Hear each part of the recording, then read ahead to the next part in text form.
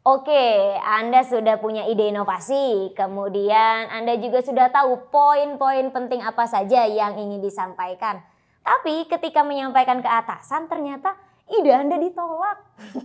Nah, kenapa tuh ya? Apa karena idenya yang kurang oke atau karena cara menyampaikannya yang kurang tepat?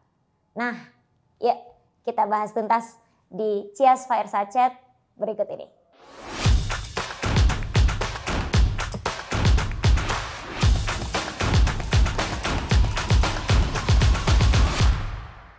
Oke, di studio kita kali ini sudah ada Miss Via.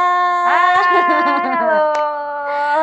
Oke, makin seger ya. Alhamdulillah. Blackpink nih sekarang. Iya, konsep cewek kue dan Cewek Blackpink kue. ya, jadi gabung jadi satu. Oke, Miss Via, boleh dong kenalin diri dulu. Miss Oke. Via nih siapa sih? Kan kalau aku udah tahu nih Miss Via ngehits banget ya. Hah? Tapi mungkin teman-teman di rumah belum tahu nih Oke. siapa Miss Via. Boleh dong. Oke, halo semuanya. Ya, perkenalkan, nama saya Bisvia. Saya adalah co-creator dari Cias, Corporate Innovation Asia. Saya juga adalah seorang trainer, public speaking, dan aktivitas saat ini sedang menjalankan bisnis di bidang kesehatan, yaitu training dan beberapa bisnis talent di bidang kesehatan. Itu Kak Sally perkenalannya. Oke, public speaking trainer. Oke, Hmm. kemarin kita udah ngebahas pitch deck sama Miss Via ya. Uh-huh. Sekarang kita akan membahas yang lebih dalam lagi. What next-nya? Oke, tapi sebelumnya aku pengen nanya dulu nih Miss Via. Ketika kita menyampaikan sebuah ide gitu ya, Mm-mm. kenapa sih ide kita ditolak gitu ya? Padahal ya kita udah ngerasa banget, udah pede banget lah ya Miss ya. Oke. Ide gue udah bagus banget deh, Uh-uh. udah oke banget, udah yakin banget nih kita. Tapi kenapa ya ide kita bisa ditolak? Apa karena memang jangan-jangan idenya yang nggak oke atau cara menyampaikannya tuh Miss? Oke. Bisa keduanya. Kak Bisa Sally. keduanya. Kadang kita udah ngerasa gear bahwa ide saya udah paling oke banget mm. sedunia. Tapi ternyata bisa jadi yang pertama, ide kamu tuh nggak worth it. Ide kamu tuh bukan masalah yang urgent harus diselesaikan. Oke. Atau yang kedua, justru memang cara kamu pitching itu nggak oke banget. Cara menyampaikannya ya. Waktu pitching itu nggak oke. Nggak oke Jadi banget. nggak menarik dan orang nggak tertarik. Udahlah problemnya nggak urgent gitu ya, idenya nggak dari problem yang urgent dan juga cara menyampaikannya yang Nggak oke juga. nggak oke atau pitching tadi ya. Pitchingnya atau justru gini Kak Sally, bisa jadi memang masalahnya oke tapi nyampeinnya yang nggak oke. Nyampeinnya yang oke. Pitchingnya yang nggak Pitchingnya yang nggak oke. Ah. Oke, tapi by the way pitching dan juga presentasi itu beda nggak sih Miss? Oke, pitching dan presentasi beda atau enggak? Sebenarnya pitching adalah salah satu jenis dari presentasi. Oh oke. Ya dong, pasti semua orang di sini yang nonton mungkin udah pernah presentasi, karena kita belajar presentasi mungkin dari SMA kalau saya dulu waktu kuliah, waktu sekolah gitu ya. Presentasi itu umum. Oke. Bisa melakukan apapun saat presentasi. Intinya kita berbicara di depan banyak orang, apakah itu untuk memperkenalkan perusahaan, apakah itu untuk nge-report atau apapun. Tapi kalau pitching itu punya tujuan yang berbeda. Tujuannya adalah menjual ide, menjual gagasan, menjual sebuah solusi akan masalah. Sehingga bedanya adalah di sana. Konteksnya dia lebih mempersuasi. Membuat orang tertarik untuk beli. Nah, bahasanya sih beli ya.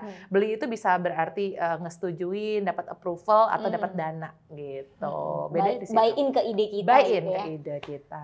Oke, itu perbedaannya antara pitching dan juga apa tadi presentasi ya. Jadi sebenarnya sama aja ya. Sama aja, cuma kebutuhannya mungkin yang akan berbeda gitu.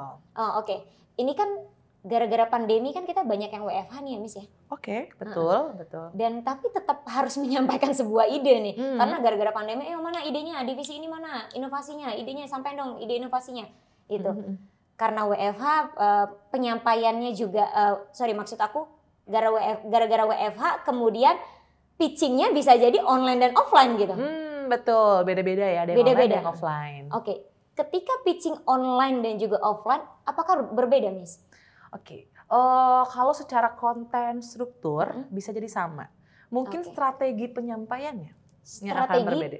Strategi penyampaian. Oh, oke. Akan berbeda ketika kita harus pitching secara offline dan secara online. Nah, sekarang saya tanya Kak Sally. Kak Sally lebih suka pitching online atau offline? Saya lebih suka online sih ya. Kenapa? Karena saya introvert, jadi kalau di depan banyak orang gitu, nggak ada offline, aduh makin deg-degan ketemu invest gitu. Gitu ya, oke. Setiap orang punya pilihan masing-masing ya. Mereka ada yang memilih untuk online, ada yang memilih untuk offline. Dan strateginya juga akan berbeda, Kak Sally. Tadi kalau misalkan Kak Sally bilang bahwa yang online lebih suka karena saya tuh introvert, jadi mungkin akan lebih deg-degannya itu berkurang ketika online.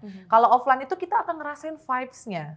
Gimana kalau misalkan mata juri ataupun atasan kita tuh secara tajam melihat kita gitu kan ya. Kita berdiri sendiri di tengah sendirian dengan presentasi dan sebagainya. Perbedaannya di mana perbedaannya? Perbedaan di strateginya. Kalau offline itu sebenarnya kalau saya pribadi lebih suka offline. Kak Sally. Ini kebalikan ya berarti ya. Kalau saya tuh lebih suka offline, kenapa vibes-nya tuh kerasa banget. Kita lagi pitching gitu. Jadi deg-degannya juga kerasa banget dong. Deg-degannya kerasa banget, tapi itu kayak wah, tapi kerasa lah vibes-nya bahwa ini beneran lagi pitching di saya nih ya. Lalu kemudian kalaupun saya sebagai seorang yang duduk untuk melihat seorang pitching pun saya lebih suka yang offline. Nah, strateginya gimana? Strateginya pada dasarnya kalau offline ya standar biasa. Secara teknis itu kita akan dibantu oleh banyak orang. Misalkan mikrofonnya kita cek oke, lalu PPT-nya, proyektornya oke, semuanya oke, ruangan lighting segala macam kita bisa minta bantuan orang. Kita bisa minta bantuan orang-orang teknis untuk menyelesaikan atau menghandle masalah-masalah teknis. Karena jangan salah, justru hal teknis bisa menjadi salah satu penyebab pitching kita gagal. Oh ya? Tiba-tiba kita lagi pitching, proyektor kita ngeblank. Oke. Terus nyampain apa ya? Terus kita nggak ada alternatif funding lain gitu. Kita nggak tahu, aduh saking hangnya gitu ya, saking ngeblanknya kita nggak tahu nih ya. PPT-nya ngeblank dan otak kita juga ngeblank.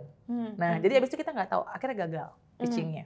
Nah jangan salah, ternyata teknis pun akan menyebabkan terjadinya kegagalan dalam pitching. Dan alhamdulillahnya kalau misalkan offline banyak orang yang bisa support. Nah sehingga strateginya yang harus kita kuatkan adalah gimana caranya maintenance nervous. Maintenance nervousnya harus kuat, kita harus bisa jaga mental kita. Tapi konteksnya ini ketika pitch deck-nya udah oke ya. Oke ya. Harus itu dulu ya. Pitch deck-nya oke dulu ya. Karena kalau mental kita udah aman, kitanya udah bisa manajemen nervous, tapi pitch deck-nya nggak oke, nggak akan pernah oke pitching-nya gitu ya. Nah itu strategi kalau misalkan yang offline, semua bisa minta bantuan orang lain gitu ya. Cek semua hal teknis. Kalau online, memang banyak orang yang menganggap bahwa itu lebih mudah. Tapi bagi saya itu juga justru banyak challenge-nya. Jadi tantangan juga. Jadi sinyal tiba-tiba wifi di rumah. Nah itu dia. Kita udah terbiasa dengan dunia-dunia online pakai Zoom dan sebagainya. Tapi justru kita nggak pernah tahu nih tiba-tiba. Kita mau pitching. Kita nggak aware bahwa hari ini tuh ada pemadaman listrik. Udah pasti itu gagal gitu kan. So jadi strateginya kalau misalkan pitchingnya secara online, kita itu harus pastikan semuanya itu sendiri. Kalau ada tim sih oke, tapi biasanya kita sendirian. Lighting-nya. Namanya pitching kan kita harus setidaknya sampai ke perut lah. Itu paling bagus kan sampai perut ya. Sehingga tangan kita bergerak itu kelihatan di kamera. Jangan sampai semua segini aja nih. Mau tangan kita bergerak pun nggak akan kelihatan nih. Gitu, harus sampai sini. Mungkin nanti kita praktikin di sesi berikutnya lah ya. Berarti kalau online itu yang penting harus nyalain kamera. Wah iya pasti dong. Ya, karena suka ada tuh ya kalau sorry nih gara-gara wifi gitu kan. Gara-gara wifi-nya low bandwidth nih Pak gitu kan. Jadi dimatiin nih. Itu mah alasan kali ya. Kalau saya sebagai orang yang dengerin pitching tuh kamu alasan aja nih ya. Gak dimenangin nih pitchingnya nih, gak bener nih gitu ya. Nah itu dari kita balik lagi ya. Dari segi kamera. Kameranya itu harus minimal sampai perut. Sehingga kita waktu menggerakkan tangan tuh kelihatan. Namanya kita pitching itu kan kita harus memaksimalkan seluruh tubuh, gitu ya. Jadi gerakan tangan. Lalu kemudian lighting penting banget juga penting. Jangan sampai kita itu justru membelakangi cahaya. Jadi cuma ada siluet aja wajahnya gitu ya. Basic sih, tapi banyak orang yang nggak paham, gitu ya. Jadi pastikan lightingnya oke. Tambahkan pencahayaan tambahan itu lebih bagus, gitu kan ya. Lalu kemudian ruangannya harus kondusif. Kalau kita secara offline kan semua udah kondusif lah pasti. Tapi kalau online tiba-tiba lagi pitching, beli minyak goreng, nggak asik banget ya. Atau ada tukang tahu bulat lewat ya. Atau ada anak kita lewat di belakang gitu ya. Aduh bahaya. Atau tahu bulat.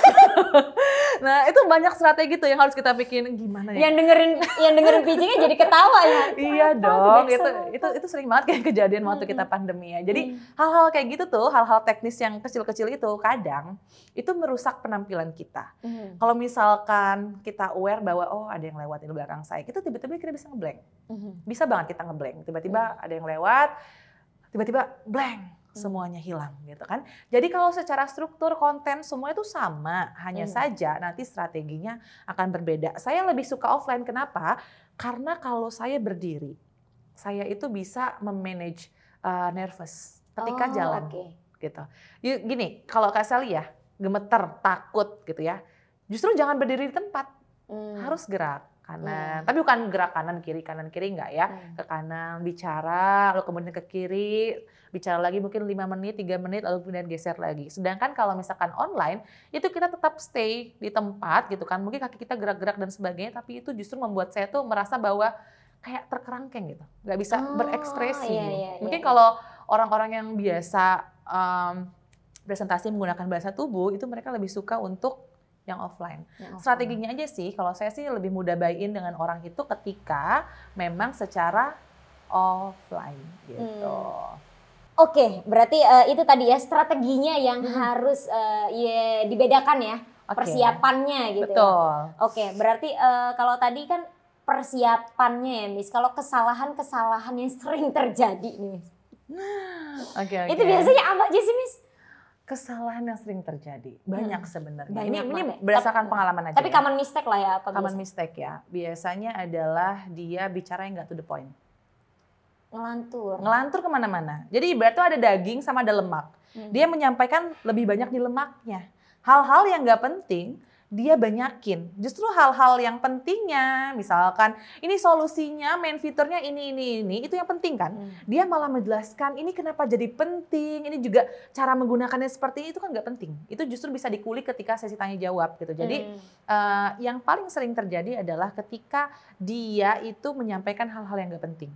Harusnya yang namanya pitching, kan ada pitch deck. Pitch deck kan dibuat sedemikian rupa sederhana, simple. Biasanya kan pitch deck itu paling berapa sih? 10 sampai 15 slide. Airbnb aja itu 20 slide, tapi pun slide-nya nggak penuh, cuma 1 kata, 2 kata aja gitu kan. Kata-kata penting aja ya. Kata-kata penting aja. Jadi kadang orang itu menyampaikan suatu hal yang nggak penting, itu common mistake. Itu pertama. Yang kedua, yang paling sering terjadi. Bisa tebak nggak apa? Apa tuh? Deg-degan kan, gara-gara deg-degan jadi ngomong belibet gitu kan ngomongnya. Bisa jadi, tapi justru yang paling sering terjadi common mistake-nya adalah manajemen waktu. Manajemen waktu? Yes, manajemen waktu. Karena kalau kita pitching, itu biasanya kan 7 menit. Kalau startup tuh biasanya 7 menit. Jarang tuh yang sampai 15, 20, enggak. Biasanya 7 menit. Bahkan ada yang minta 5 menit, maksimal 10. Karena biasanya kita kayak menyampaikan ide itu kan ke atasan waktunya. Nah, apalagi itu. Sibuk gitu ya. Betul, mungkin 5 menit gitu kan ya. Atau kalau pitching yang non formal kita 3 menit, 2 menit gitu kan ya. Jadi masalah yang sering terjadi adalah dia tidak memanajemen waktu dengan baik. Sehingga belum selesai pitchingnya waktunya sudah habis. Kalau kita pitching ke atasan kan waktunya mahal ya, gitu ya. Jangan sampai kita menyia-nyiakan waktu mereka gitu ya. Kita cek-cek aja atasan kita tuh orangnya tipenya pasti sukanya to the point. Jadi to the point aja. Gara-gara dia ngelantur kemana-mana, akhirnya manajemen waktunya juga jadi buruk. Itu salah satunya. Bisa tebak lagi nggak yang ketiga apa? Apa tuh? Bisa tebak? Apa gara-gara? Belum ada ya? Belum ada ya. Yang ketiga adalah saya ditanya jadi blank juga jadi nervous juga nih. Oke. Kegagalan, bukan kegagalan, masalah yang paling sering terjadi atau apa ya? Kesalahan. Oke, kesalahan. Kesalahan yang sering terjadi adalah attitude. Oke, jadi jangan songong lah ya kalau mau menyampaikan sebuah ide, pokoknya ide gue bagus deh Pak ya. Iya, udah kita meminta support dia songong lagi gitu kan. Tapi ada yang kayak gitu? Iya banyak. Oh ya? Serius banyak. Wow, berani sekali Anda menyampaikan ide Gini, itu. Zaman sekarang ini kan ya usia-usia produktif kan adalah anak-anak milenial sama Gen Z ya, yang lagi masuk ke dalam dunia pekerjaan. Rata-rata Gen X itu kan udah pada top manajemen gitu ya, sedangkan yang di bawahnya tuh Gen Z dan Gen X ataupun milenial gitu. Nah, masalah Gen Z dan Gen X, Y gitu ya, Gen Y sama Z itu masalahnya adalah di attitude. Pernah nggak sih dengar bahwa orang-orang atas kita gitu ya, karena kan saya milenial, Kak Sally ini kan Gen Z. Pernah nggak dengar orang-orang yang di atas kita, yang generasi di atas kita bilang bahwa anak-anak zaman sekarang kayak kurang beradab ya, kurang sopan ya. Pernah nggak dengar? Begitu nggak teman-teman? Saya tuh sering loh Kak Sally ngedenger Oh itu. iya ya, Beneran. ini dari sudut pandang milenial Iya, berarti. itu ada reportnya. Ada, Jadi teman-teman oke. boleh ngelihat reportnya Indonesian Millennials Report. Itu udah ada setiap tahun. Gitu ya. Tahun 2002 harusnya sudah ada. 2022 harusnya sudah ada atau akhir tahun ini. Saya belum melihat tahun 2021 gitu kan ya. Jadi yang dikeluhkan oleh atasan ketika di perusahaan itu mereka tuh ngerasa ya anak-anak saya tuh kayak kurang effort, kurang sopan dan sebagainya gitu. Sehingga pitchingnya itu gagalnya bukan karena idenya buruk, tapi dia nggak suka sama kepribadiannya. Sakit nggak? Wow. Itu fenomena yang menarik ya, fenomena yang menarik ya. Bukan idenya yang nggak bagus, tapi emang kepribadian kamu aja. Dia bukan nggak suka sama ide kamu, tapi dia nggak suka sama kamu. Menarik ya. Itu banyak fenomenanya. Karena ini tuh modul training saya. Jadi saya itu nanya-nanyain ke top manajemen perusahaan-perusahaan. Dan salah satu yang menyebabkan mereka idenya ditolak ya, yang tadi Kak Sally bilang ya, selain memang karena idenya nggak worth it, selain karena pitchingnya nggak bagus, yaitu kepribadiannya nggak bagus. Attitude-nya. Jadi kadang kita itu lupa bahwa attitude itu menjadi poin penting yang akan kita lihat. Jadi jangan sampai nih kakak-kakak ya, teman-teman yang nonton, ketika kita pitching, jalannya semaunya, tangannya begini ya, gitu kan ya. Atau CEO. Iya sih kalau dia. Iya sih. Oke baiklah gitu ya. Tapi CEO tapi kan kamu butuh dana saya gitu kan ya. Benar. Jadi mungkin dia pakai mikrofon yang seperti itu, tangannya seperti ini. Lalu kemudian waktu ketika berbicara, presentasi, pitching, masukin tangan ke dalam saku celana. Itu sering banget tuh. Anak-anak zaman sekarang. Sebenarnya dulu juga iya. Cuma kalau dalam bahasa tubuh, masukin tangan ke saku celana ketika presentasi itu dianggapnya angkuh. Angkuh, sombong. Even memang itu makna salah satunya juga adalah percaya diri. Tapi kita juga harus tahu bahwa konteksnya kita sedang berbicara di depan orang lain, maka jangan masukin tangan ke dalam saku gitu ya. Atau yang namanya kita pitching kan pasti ada kita mengalami penolakan, pertanyaan atau masukan. Jangan sampai ketika kita dapat masukan, kita defense. Enggak Pak, jadi memang kami sudah melakukan dan sebagainya gitu ya. Itu kan termasuk attitude ya. Benar. Gitu. Ketika dia defense, gak mau nerima kritikan, itu kan masukannya attitude gitu. Kadang orang lupa bahwa salah satu kesalahan kita saat pitching adalah attitude kita sendiri, kepribadian kita sendiri. 3 itu aja udah mewakili kayaknya. Oke, so guys, attitude first ya. Apalagi Indonesia nih ya, gitu. Oke. Waduh, I don't expect ternyata attitude itu juga ini banget ya, yang menjadi kesalahan paling fatal ya. Iya fatal dong, karena dia nggak suka ide kamu, tapi nggak suka sama kamunya aja. Bukan nggak suka ide kamu, tapi dia nggak suka sama kamunya aja. Oke. Kalau tadi kesalahan yang sering terjadi ya, Miss Pia ya. Kalau tips nih Miss Pia, tips melakukan pitching anti gagal. Misalnya yang tadi kesalahan tadi kita udah attitude udah oke lah ya. Kalau dibilang anti gagal belum berani kali ya. Tapi setidaknya kita bisa memaksimalkan pitching kita gitu ya. Balik lagi ke rumus komunikasi dulu yang kita akan fokuskan. Rumus komunikasi yang 3V. 3V. Ada verbal, ada vokal, ada visual. Yang namanya ini sekalian mungkin kita agak sedikit gerak-gerakin badan ya, karena kita ada visual di sini. Jadi V pertama adalah verbal. Jadi ketika kita presentasi itu jangan hanya selamat pagi Bapak Ibu sekalian, perkenalkan nama saya Via, saya adalah salah satu staff dari unit HR dan hari ini saya ingin menyampaikan sebuah masalah gitu kan. Kayak bosen, kayak kamu baru bangun tidur ya? Iya, kamu baru bangun tidur ya, kurang makan, kurang semangat, gak passionate gitu kan dan sebagainya. Jadi jangan cuma memaksimalkan verbal, karena verbal itu cuma kata-kata. Kata-kata saja. Kita tambahkan dengan vokal, intonasi. Intonasinya emphasize gitu ya, penekanan pada kata-kata tertentu, lalu kemudian volume gitu ya, karena ketika kita menyampaikan sebuah ide dengan semangat itu akan lebih oke didengarkan. Oh dia benar-benar nih kayak benar-benar ingin mengimplementasikan idenya dibanding kita menyampaikan dengan tidak semangat kayak tadi, kayak ini orang mau nggak sih sebenarnya, orang ini beneran nggak sih gitu kan ya. Jadi Selamat pagi Bapak Ibu sekalian, perkenalkan saya Via, saya merupakan salah satu staf dari HR di perusahaan ini. Jadi pada hari ini saya akan menyampaikan beberapa hal. Yang pertama, yang kedua, jadi tetap happy. Beda ya sama yang pertama tadi. Tapi saya tadi agak-agak kecolongan dengan menggunakan bahasa tubuh ya, padahal saya belum praktekin yang gitu ya. Okay. Pokoknya anggaplah cuma suaranya aja tadi ya. Oke. Jadi itu vokalnya, intonasinya, kecepatannya, artikulasinya, penekanannya gitu. Dan penekanan itu biasa di kata-kata yang penting gitu ya? Penting, misalkan saya ingin menyampaikan sebuah masalah. Masalah yang tentunya dirasakan oleh divisi kami. Yang pertama adalah kami merasa bahwa divisi kami mengalami penurunan kinerja. Nah gitu. Jadi pada kata-kata tertentu itu ditekankan plus kecepatannya diperlambat sedikit. Oke. Kayak 89%. 89%, ya 89%. Apa tadi ngomong apa tadi? Dengan persennya gitu kan ya. 89%. Nah itu ada di vokal. Oke, vokal. Yang terakhir visual. Kalau verbal 7% pengaruhnya ya ke dari kemampuan 100% orang. Gitu ya? Kemampuan orang untuk memahami itu cuma 7%. Ditambah verbal itu adalah vokal itu 35 ya kalau nggak salah ya. Ya pokoknya 38%. Sisanya 55% itu adalah visual. Ya karena manusia kembali lagi manusia itu adalah makhluk visual gitu ya. Jadi mereka tuh lebih suka melihat. Ketika kita mendengarkan, kita membaca ataupun dengerin presentasi itu akan lebih mudah paham, lebih mudah nyambung itu ketika kita mendengarkan plus melihat. Sehingga nanti ketika pitching maka gerakan tangan ya. Minimal kita itu menggerakkan apa? Tangan ya. Kenapa? Ada yang tahu nggak kenapa kita harus gerakin tangan?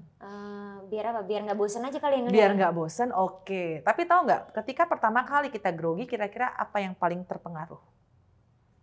Yang paling berdampak ketika kita sedang grogi? Tangan ya, gemeteran. Atau enggak biasanya begini lah ya.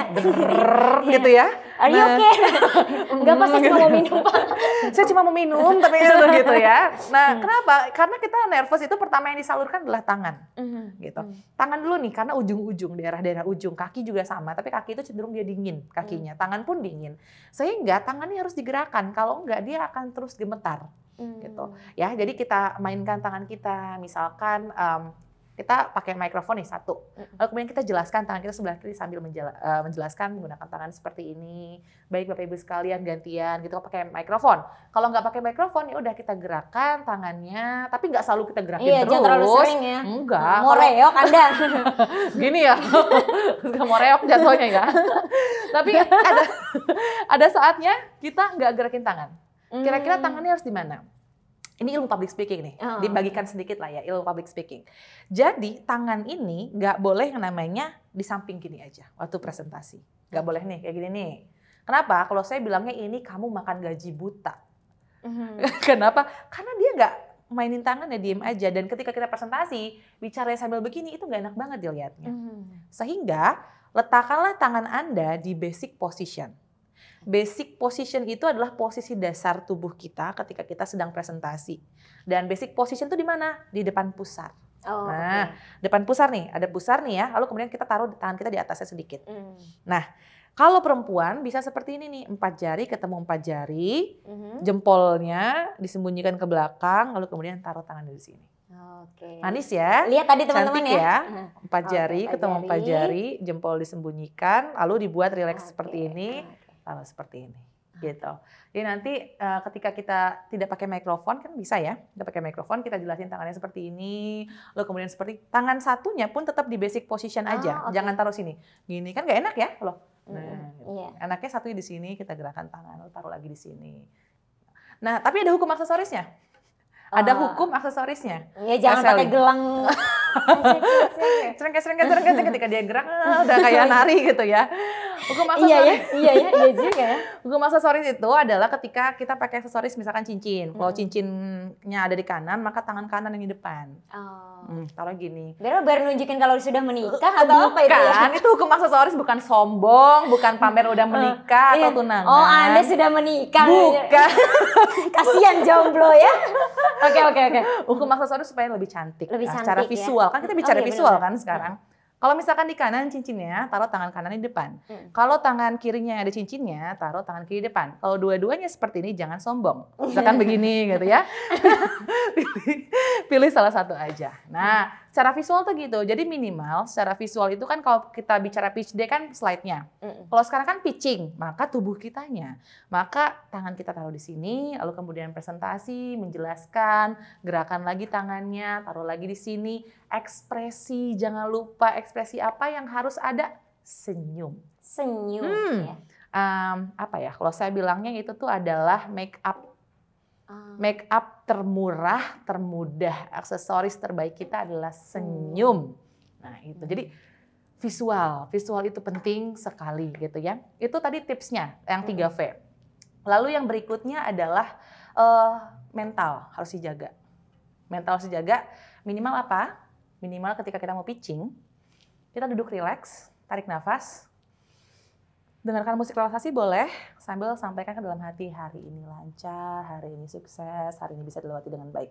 Lakukan itu berulang, afirmasi positif. Ya, untuk jaga mental kita tetap baik gitu ya. Boleh telepon orang tua, minta restu atau apapun ya, kalau misalkan ini dirasa pitchingnya penting sekali, minimal berdoa juga. Berdoa agar dipermudah secara lisan. Iya, teknis juga ya yang kedua, yang ketiga berarti teknis. Teknisnya pastikan semuanya aman.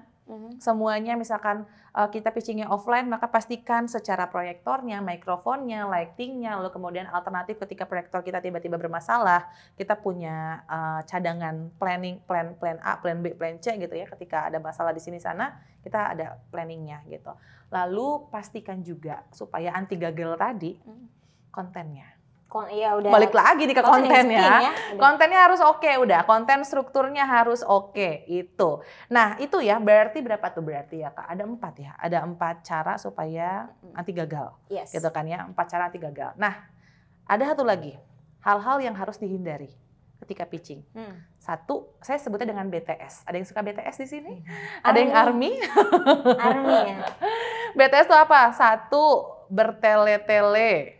Ya, 2, T-nya apa ya? T-nya itu tidak concise, sama aja ya. Tidak passionate. Tidak passionate, sorry. Oke. Oh ya benar, tidak gitu passionate. Ya. Jadi Kak Sally yang tahu ya. Nggak happy ya. Nggak happy, jadi pembawaan itu kayak lemes, kayak kurang makan gitu kan. Sama yang terakhir, strateginya salah. Strateginya salah. Mungkin salah orang dia menyampaikannya, mungkin timing dia aja yang nggak cocok dan sebagainya. Jadi memang kalau bicara strategi, kita harus mikirin juga nih, kita mau menyampaikan ke siapa.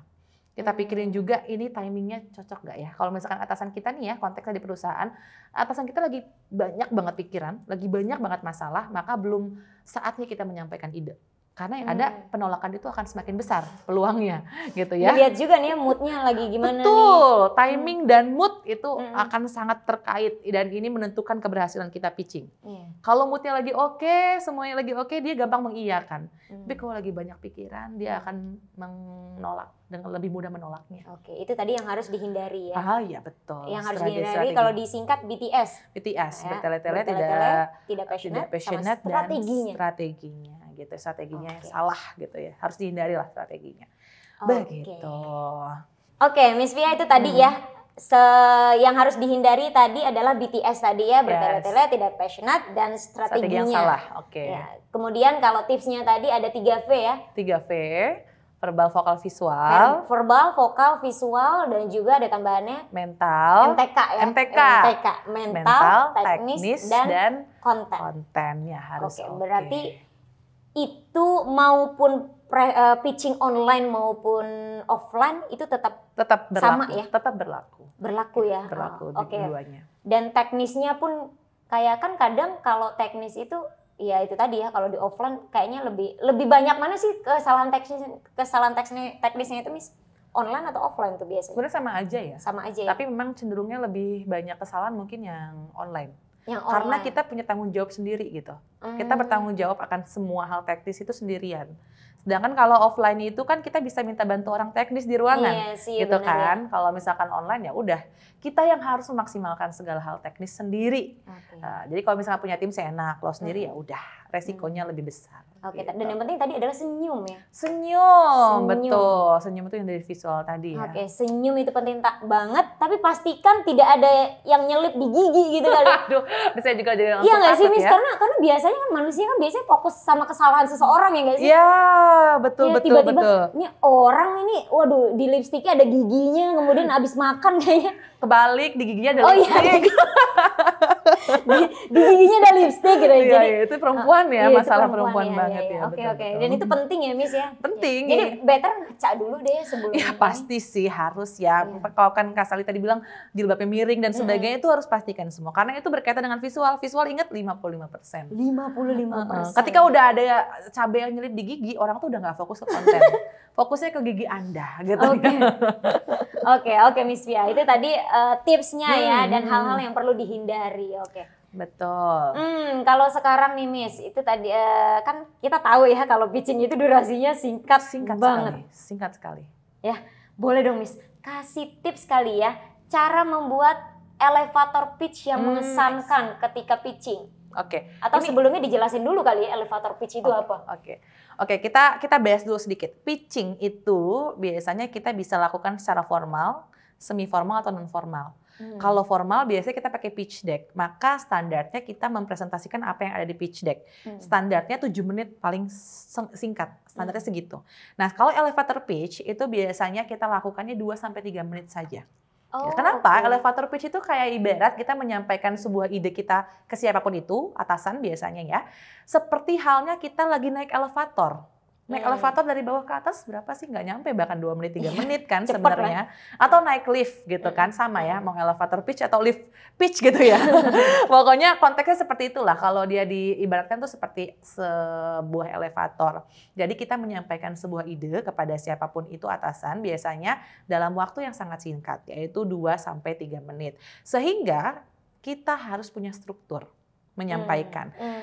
Kalau di pitching, kita kan udah pernah bahas ya di video sebelumnya gitu ya. Kita ada pitch deck, kita udah bahas terkait strukturnya mulai dari covernya, problemnya sampai dengan yang support needed.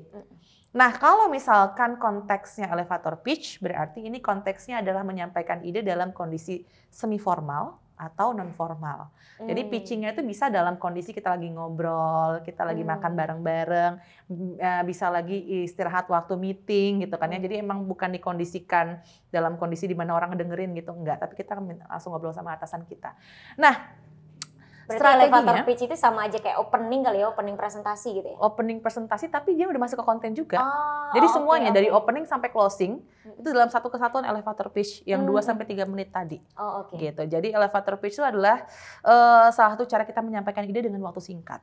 Gitu. Dan ketika kita elevator pitch harus ada strateginya. Nah, kita bahas ke strateginya nih sekarang ya. Boleh ya? Teman-teman nanti boleh cari di Google juga. Namanya ABT Formula. ABT, ya, ABT. ABT itu singkatan dari and, but, therefore, ya, and, but, therefore. Sehingga nanti strukturnya ketika kita mau menyampaikan ide ke atasan, kita mulai dengan statement, fakta ataupun konteks, ditambah and, ditambah supporting konteks, ditambah but. Ditambahkan problem, masalah nih yang kedua, ditambahkan therefore, ditambahkan solusi. Jadi and, konteks, lalu kemudian and konteks, ya dan, lalu kemudian tapi yang but, masalahnya munculkan, therefore, lalu kemudian munculkan solusinya. Strukturnya gitu. Gimana ya? Kita coba buat kontennya biar lebih mudah kebayang. Contohnya kali ya? Contohnya biar lebih mudah kebayang. Misalkan contoh gini, kita bangun konteks dulu. Pak, kami dari tim project sudah bekerja kurang lebih rata-rata 5 tahun di perusahaan ini. Dan, dan kami sudah bisa menggolkan training di beberapa perusahaan dalam 1 tahun. dengan pendapatan lebih dari 10 miliar, yang berarti sudah melebihi target. Yap. Tapi masalahnya adalah kami merasa bahwa kinerja kami makin menurun saat ini karena proses yang begitu panjang dan menghabiskan waktu. Misalkan kami butuh approval dari Bapak itu bisa sampai 3 hari. Kami butuh dibuatkan presentasi oleh tim lain itu butuh sampai 2 hari. Sehingga banyak pelanggan yang mengeluh. Bangun tuh masalahnya. Ya, masalahnya ketahuan ya. Therefore, sehingga kami mengajukan sebuah solusi Pak untuk masalah kami. Misalkan platform X, ini Pak platformnya. Platform ini setidaknya bisa membantu kami untuk mendapatkan approval dari Bapak yang biasanya 3 hari bisa dalam waktu 5 menit saja. Jadi prosesnya menjadi lebih singkat. Waktu yang terbuang itu sangat amat sedikit. Lalu kemudian kita sudah punya template untuk buat pengajuan dan sebagainya. Sehingga kita tidak perlu menunggu berhari-hari dari tim produksi misalkan. Dan kami berharap dengan platform ini pelanggan pun tidak ada yang komplain lagi dan kami bisa meningkatkan kinerja kami. Bagaimana menurut Bapak? Bapak tertarikkah untuk saya diskusikan ini lebih lanjut? Kapan waktu Bapak bisa kami minta untuk diskusi, misalkan seperti itu. Jadi gitu strukturnya. Jadi mulai dari konteks, end konteks, but problem, therefore solusi. Ini simple banget tuh tadi. Simple itu. Udah Miss Via rangkum. Nah, dirangkum sedemikian rupa tadi ya, tapi tinggal nanti ditekankan pada kata-kata kunci yang terutama masalah sih. Terutama masalah sih yang harus ditekankan bahwa kinerja kami rasa semakin menurun. Banyak pelanggan yang komplain. Kenapa nih menurun? Udah karena di otaknya udah langsung ini nih. Betul, karena menurut saya 10 miliar gitu kan udah oke gitu kan ya. Oh ternyata menurunnya, saya baru tahu, akhirnya tertarik dong. Lalu kemudian dijelaskan lagi, karena apa? Approval-nya panjang Pak, karena apalagi tim produksinya lama Pak, gitu kan. Tertarik dong dia, oh gitu ya, karena dia mikirin bahwa ini kan perusahaan saya nanti kalau bangkrut gimana gitu kan. Nah kita bangun konteks sampai ke masalah, baru kita tawarkan solusinya. ABT formula, and but therefore, gitu ya. Lalu strategi kedua, strategi kedua itu problem, solution, impact. Problem, solution, impact. Jadi kita buat PSI. saya berusaha untuk tidak menyebut itu sebenarnya ya. Meskipun saya adalah tipe orang yang kalau saya tuh tipe orang yang kalau buat konten emang selalu disingkat. Tapi emang biar PSI lebih sih. Ini ya, lebih paham ya. Betul, biasanya kalau disingkat-singkat ya. Betul, MTK, PSI, 3V, BTS gitu kan. Itu kelakuan saya sebenarnya ya. Karena itu membuat orang lebih mudah paham gitu ya. Nah, PSI, ikutan PSI nih.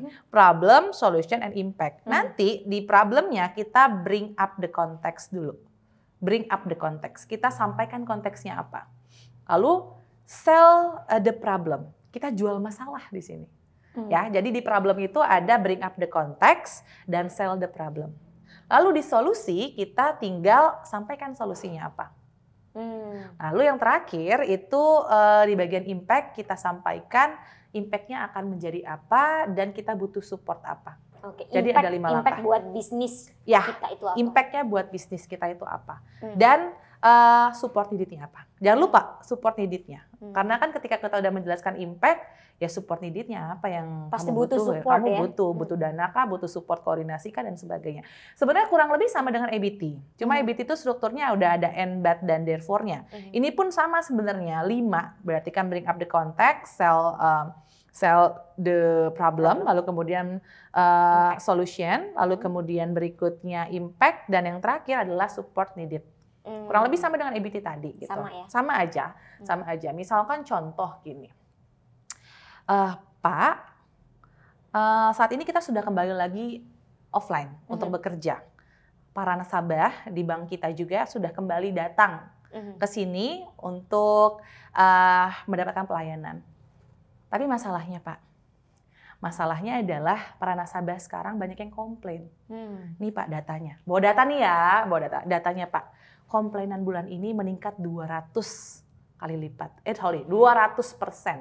Tadi 2 kali ya. Meningkat 200% dibanding bulan lalu. Banyak pelanggan yang komplain, nasabah yang komplain karena mereka harus mengantri panjang bahkan dari jam 5 subuh. tunjukin misalkan ya. Karena kita kan meskipun non formal kita harus nunjukin data-data dan sebagainya. Harus lengkap loh ya. Harus lengkap. Banyak yang komplain mereka harus antri dari jam 5 subuh dan ternyata baru dapat pelayanan di jam 2 siang. Dan akhirnya para CS kewalahan untuk menghandling komplain semua nasabah yang mulai masuk ke semua media sosial. Gitu. Baru kemudian ini kan udah bring up the context, kita udah sampaikan problemnya, sekarang kita masuk ke solusinya. Jadi Pak, kami punya sebuah solusi, ini kami sudah buatkan, nama platformnya atau apapun ya, namanya solusi kan nggak harus platform, apapun itulah ya, saya anggapnya ini platformnya adalah platform X. Jadi nanti nasabah tidak perlu lagi harus mengantri sejak subuh. Mereka bisa mengantri secara online, bahkan setiap nasabah bisa menentukan atau memilih pelayanan apa yang akan mereka ambil, sehingga estimasi waktunya itu ada. Sehingga mereka akan datang di estimasi waktu yang ditentukan. Jika pelayanan mereka di jam 2 siang, maka mereka cukup datang di jam 2 siang, tidak perlu mengantri dari pagi. Seperti itu Pak. Jadi CS pun akan lebih efektif, bekerjanya akan lebih happy, komplainan pun juga akan mudah teratasi, dan juga citra perusahaan kita juga akan lebih baik. Bagaimana Pak? Oke. Support needed-nya dan impact-nya dari saya jelaskan tadi ya. Bagaimana Pak?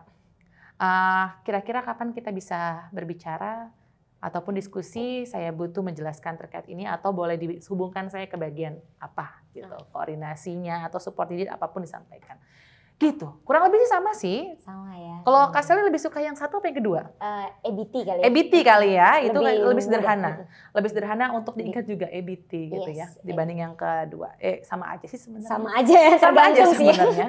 Itu konteks pitchingnya yang konteks pitching ini ya kalau ya, apa yang berdua, bertiga. Kalau konteks yang formal itu biasa pakai pitch deck. Gitu. Meskipun pitchingnya berdua tetap harus ada datanya gitu. Of course ya. Penting, orang itu akan lebih tertarik dan percaya kalau ada datanya. Gitu Kak Sally. Oke, Miss Via, insightful banget hari ini. Tapi kalau boleh saya mereka, berarti tips pitching anti gagal itu 3V plus MTK. Plus MTK. Ya, 3V plus MTK, verbal, vokal, visual plus mental, teknis, dan konten. Oke, Ya. yang harus dihindari adalah BTS. BTS bertele-tele, tidak passionate dan strategi yang salah. Oke, kalau tadi untuk membuat elevator pitch yang menggugah tadi harus bisa pakai EBT formula atau PSI. Yes. Ya. Gampang ya diingetnya ya? Gampang harusnya ya. Gampang. 3V plus MTK yang dihindari BTS, kemudian apa tadi elevator pitch bisa pakai EBT formula atau PSI. Yes, gitu. Sip. Mudah-mudahan teman-teman bisa langsung ini ya, langsung dicoba praktekin, ya, langsung dicoba ya. But before we end the podcast, boleh kali ya quote of the day. Quote of the day ya. Biar pada semangat nih. Quote of the day hari ini di video kali ini adalah pitching is not a magic. So, you have to praktik, dan praktik. Oke, wow. Oke. Jadi sekarang teman-teman udah tahu tipsnya gitu ya, formulanya. Sekarang tinggal eksekusi, praktik, dan praktik. Oke, Miss Via, thank you so much. Sama-sama. Sehat selalu dan sukses selalu juga. Terima kasih banyak Kak Sally, sukses selalu juga untuk Kak Sally.